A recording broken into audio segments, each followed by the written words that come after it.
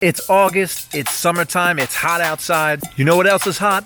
This week's edition of One Round with George. Ever since I was a kid and saw Sugar Ray Leonard fight, I've loved boxing. I was at HBO for 15 years as a feature producer, won a few sports Emmys. Not bad. I got to travel the world and tell the great stories of these fighters. Maybe something of a rooting interest in Alexander among the entire HBO Sports crew here, because Alexander's manager is former HBO Sports producer George Jakovic. I've managed a fighter, I've worked a fighter's corner, being as close to the action as you can get.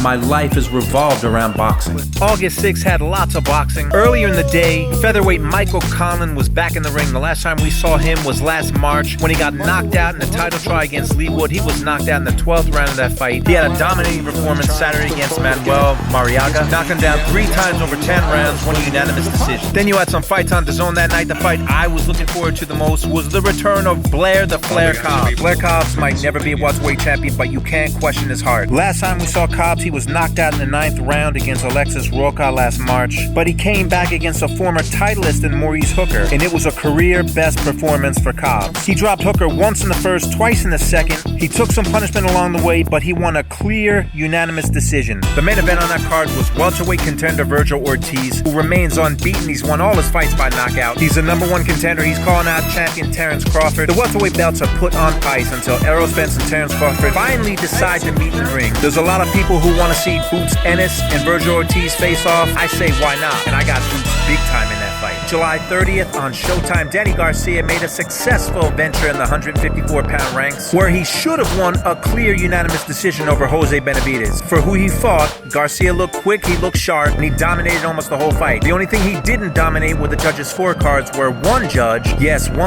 had that fight to draw. Waleska Roldan had the fight even. In fact, going into that 12th round, Danny Garcia was behind by points, so had he not won that 12th round, that judge would have gave the fight to Benavidez. That's also the same judge who had Manny Pacquiao losing to Jeff Horn 117 to 111. And something else on that undercard that a lot of people talked about was Gary Antoine Russell's 6-round knockout, 6-round stoppage over Rances Barthelemy. Barthelemy was putting up a good fight. 6th round, Russell landed a good shot, knocked Barthelemy down. Barthelemy got up, seemed like he was okay, and the ref stopped the fight. I wasn't in the ring, but I don't think it was a great stoppage, but it got me to thinking. Back in the 1980s, Mike Weaver lost his heavyweight title on a first-round stoppage to Michael Dokes. A very dubious first-round stoppage.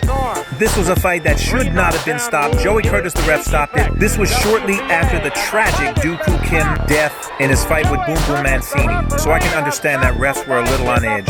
What impressed me was the coverage of ABC. Keith Jackson talked to the referee, the doctor, the man who has seen the athletic commissioner, chief inspector of the Nevada Athletic Commission, the fighters. I really don't know why the referee stopped the fight. I really don't. I mean, I was not hurt a bit. They did a completely thorough job and talked to everyone. Today, there's no accountability. I don't think the commissions allow the refs to talk to the media after a fight, and that's a shame. You score a fight bad, you stop a fight too soon, there doesn't seem to be any ramifications, and that's something that should change. Last Saturday night was also supposed to be the pay-per-view between Jake Paul and Hasim Rahman. We all know it didn't happen, and here's what Scott Christ of Boxing Scene said, and I think he wrapped it up perfectly. Tonight was supposed to be the return of Jake Paul to a boxing ring, but his fight with Hasim Rahman was canceled, wrapping up the dumbest couple of months of absolute nonsense you'll ever see in boxing, a sport that specializes in dumb nonsense.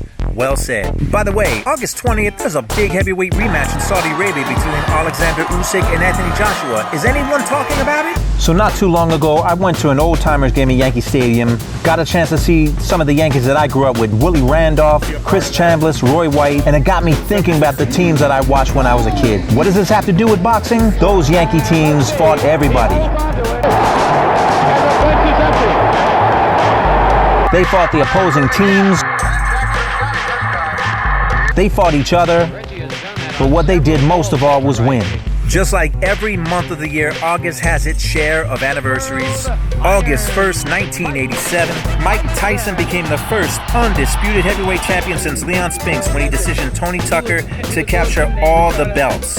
August 2nd, 1980, the legendary Thomas the Hitman Hearns became a champion for the first time in his illustrious career when he destroyed Pipino Cuevas in 2 rounds to win the WBA welterweight championship of the world.